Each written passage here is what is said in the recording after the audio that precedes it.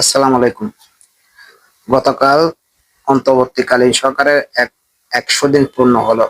সে হিসাবে অন্তর্বর্তীকালীন সরকারের প্রধান ডক্টর ইউনূস গতকাল জাতির উদ্দেশ্যে ভাষণ দিয়েছে। ভাষণটা গতানুগতিক, তেমন কিছু আহামর কিছু পেলাম না ভাষণের মধ্যে। উনি উন্নয়নের মানে যা যা করছে তার প্রশংসা করছে, ব্যর্থতার কোনো কিছু উনি ওখানে উল্লেখ করে নাই। তবে ব্যর্থতার কথা উল্লেখ করার দরকার ছিল, কারণ বিপ্লবের বা গণ অভ্যুত্থানের যে প্রধান স্পিড যেটা ছিল সরি স্পিড যেটা ছিল দুইটা, একটা ছিল আপনার আহত এবং নিহতদের পুনর্বাসন করা, আহতদের চিকিৎসা করা, এসব ব্যাপারে উনি পুরাপুরি আর সরকার পুরোপুরি ব্যর্থ। তারপর যে অভ্যুত্থানটা হলো, বিপ্লবটা হলো, দেশকে দেশের প্রায় ১৩,০০০-এর অধিক মানুষকে হত্যা করে পলাতক হাসিনার কোনো বিচার ওইরকম ওইসব ব্যাপারে উনি তেমন কিছু বলে নাই। তবে ভালো দিকও আছে। ভালো দিকটা হচ্ছে ব্যাংক সেক্টরকে যেভাবে মাফিয়া হাসিনা ধ্বংস করেছিল, সেই ব্যাংক সেক্টরটা মোটামুটি ঘুরে দাঁড়িয়েছে এবং আমাদের রিজার্ভ যে তলানিতে গেছিল সেই তলানি থেকে রিজার্ভ বরং আরো এখন বাড়ছে। তার চেয়ে বড় কথা হলো রিজার্ভ তো বাড়ছে, সেটা তো আছে, সেই সাথে গত ৩ মাসে ২ বিলিয়ন ডলার ঋণ পরিশোধ করছে রিজার্ভ হাত না দিয়ে। রিজার্ভ থেকে কোনো টাকা ধরা হয় নাই। বর্তমান অন্তর্বর্তীকালীন সরকার রিজার্ভ থেকে কোনো টাকা কোনো টাকাই ধরে নাই, বরঞ্চ এখানে আরো জমা হয়েছে। এটা একটা দেশের জন্য অর্থনৈতিক দিকে একটা ভালো সাইড। তাছাড়া বাংলাদেশ ব্যাংকের যিনি এখন আছেন, উনি আহসান এস মনসুর সাহেব, উনি তো একের পর এক চমক দেখাচ্ছেন মোটামুটি অর্থনীতিতে। তো ওই দিক দিয়ে সব ঠিক আছে। তারপর বিভিন্ন প্রকল্পে যে দুর্নীতি হয়েছিল আগে, সেখানে এখন ব্যয় কমাচ্ছে, ব্যয় কমিয়ে আসতেছে। যেগুলা যত তা মাফিয়া হাসিনা লুটপাটের জন্য যে বাজেটটা দিয়েছিল, সেই বাজেটের আরো কমে প্রকল্পগুলো বাস্তবায়িত হচ্ছে। এগুলা নিয়ে মোটামুটি সফল ওই দিকে আছে। তবে দুইটা জায়গায় বললাম ব্যর্থতা আছে, এই দুইটা জায়গায় নিয়ে উনি আলোচনা করে নাই।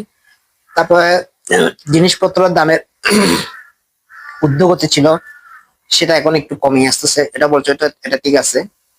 তবে যে দুইটা কথা বললাম, এই দুইটা ব্যাপারে ওনারা পুরোপুরি ব্যর্থ ব্যর্থ ওনারা বসে এখন বলতেছে, অন্তর্বর্তী সরকার বলতেছে আজকে 18 তারিখ, আজকে মাফিয়া হাসিনা আন্তর্জাতিক আদালতে হাজির হওয়ার শেষ দিন। তো ওনারা বলতেছে আমরা রেড অ্যালার্ট জারি করছি। এইসব রেড অ্যালার্ট প্যাট অ্যালার্ট দিয়ে কিছু হয় না। যেগুলো দরকার, যেটা যেটা আমাদের হাতে অস্ত্র ছিল মাফিয়া হাসিনাকে ফেরত আনার জন্য, সে অস্ত্রটা ব্যবহার করে নাই। আমার মনে হচ্ছে ডক্টর ইউনূস চাচ্ছে না শেখ হাসিনাকে এই মুহূর্তে দেশে ফিরিয়ে আনার এরকম কোনো উদ্যোগ ওনার মধ্যে নেই। ওনার মধ্যে ওইরকম কোনো লক্ষণ নেই। কারণ যদি থাকতো তাহলে আমাদের হাতে প্রধান একটা অস্ত্র ছিল, সেটা হচ্ছে বন্দি বিনিময় চুক্তি। ভারতের সাথে আমাদের একটা বন্দি বিনিময় চুক্তি আছে। সেই চুক্তির অনুসারে আমরা শেখ হাসিনাকে ফেরত দেখ না দেখ সেটা ভারতের ব্যাপার, সেটা পরবর্তী ব্যাপার। সেটা সারা বিশ্ব দেখতো, সারা বিশ্ব জানতো একজন অপরাধীকে, একজন মানবতা বিরোধী অপরাধীকে, একজন গণহত্যাকারীকে ভারত দিচ্ছে না, সেটা সারা বিশ্ব দেখতো। কিন্তু আমরা তো চাই নাই। গত পরশুদিন সিজিএস এর ঢাকায় একটা অনুষ্ঠান হয়েছে, ভারত এবং বাংলাদেশ বিশেষজ্ঞরা বসে একটা আলোচনা করছিল যে কিভাবে সম্পর্ক বা সমস্যা সমাধান করা যায়। তো ওখানে এক বাংলাদেশি বিশেষজ্ঞ প্রশ্ন করেছিল, আমরা ভারত আমাদেরকে বন্দি চুক্তি বিনিময় অনুসারে শেখ হাসিনাকে ফেরত দিচ্ছে না বিচারের জন্য। তখন ভারতের পক্ষ থেকে একজন বললো যে আপনারা কি চেয়েছেন, বাংলাদেশ সরকার কি চেয়েছে শেখ হাসিনাকে? বাংলাদেশ সরকার তো শেখ হাসিনাকে চায় নাই। যদি চাওয়ার পর যদি না দিত, তখন তখন এটা একটা ঘটনা হতো, এটা একটা আলোচনার বিষয় হতো। কিন্তু এখন আপনারা যে জায়গায় চান নাই, সেই জায়গায় এটা নিয়ে আলোচনা করারও তো কিছু নেই। আসলে কিন্তু তাই, যে জায়গায় চাওয়ার কথা সেই জায়গায় চাওয়া হয় নাই। এখন বলতেছে আমরা রেড অ্যালার্ট জারি করছি ইন্টারপোলের মাধ্যমে। ইন্টারপোলের রেড অ্যালার্ট জারি করা এটা একটা একটা কোনো কাজের কিছু না। এটা একটা ফালতু একটা বিষয় আর কি। এটা হচ্ছে একটা সমুচিত ধরনের একটা আন্তর্জাতিক একটা সংস্থা, মানে সারা বিশ্বের পুলিশ বা আইন শৃঙ্খলা বাহিনীরা মিলে একটা সংগঠন করছে, সে সংগঠনের মাধ্যমে একটা নোটিশ জারি করবে। নোটিশ জারি করলো কি না করলো কি, এরকম নোটিশ হাজার হাজার আছে।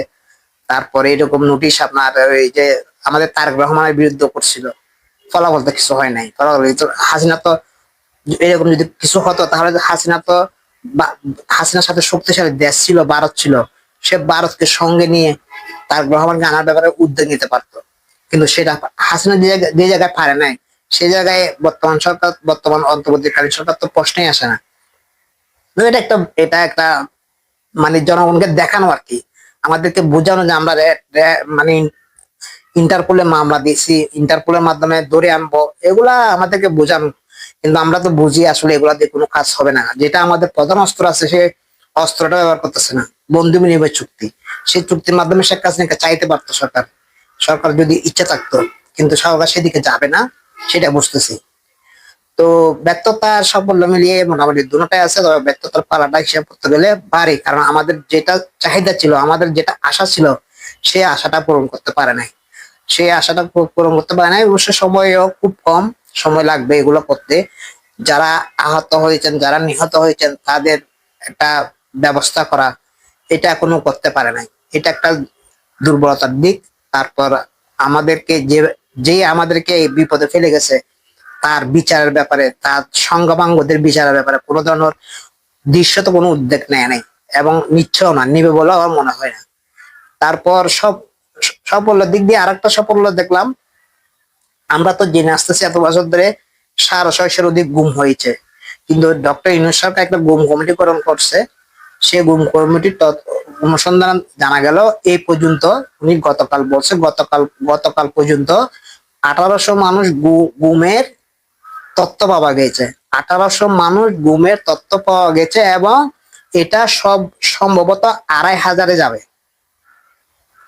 তাহলে 1800 মানুষ গুম করেছে শুধু মাফিয়া হাসিনা। আমাদের কাছে তখন তথ্য ছিল, যেহেতু পুরোপুরি তথ্য আমাদের কাছে ছিল না, তখন আমাদের এমনি যেটা চোখে দেখা সেটা হচ্ছে 650 লোককে গুম করেছিল শেখ মাফিয়া হাসিনা। কিন্তু এখন তদন্ত করে দেখা যাচ্ছে অলরেডি 1800 গুমের তথ্য প্রমাণ পেয়ে গেছে, 1800 লোকের। এটা 2500 যেতে পারে। তাহলে এদিক থেকে একটা মোটামুটি সরকার একটা সাফল্য আছে। তো এই মিলে সবকিছু মিলিয়ে এটাই। তবে যেটা আমাদের আশা ছিল, সে আশাটা ব্যর্থ, পুরোপুরি ব্যর্থ। যেটা আমাদের কাছে অস্ত্র, আমাদের কাছে মানে মূল অস্ত্র ছিল হাসিনাকে ফেরত হওয়ার বন্ধু বিনিময় চুক্তি, সেটা দিয়ে তো দিক না দিকে সেটা ভারতের ব্যাপার। সেটা ভারত বিশ্ববাসীর কাছে তখন প্রশ্নের মুখোমুখি হতো।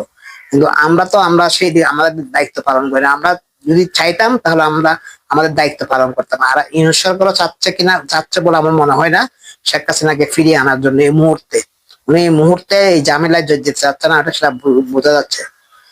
তো মোটামুটি সবকিছু মিলিয়ে এতটুকুই। তবে আমরা আশা করব যাতে উনি ভারতের কাছে বন্দি বিনিময় চুক্তি অনুসারে শেখ হাসিনাকে ফেরত চাই, এটা হলে সবচেয়ে ভালো হয়। সবাই ভালো থাকবেন। আজকে পর্যন্ত, আল্লাহ হাফেজ।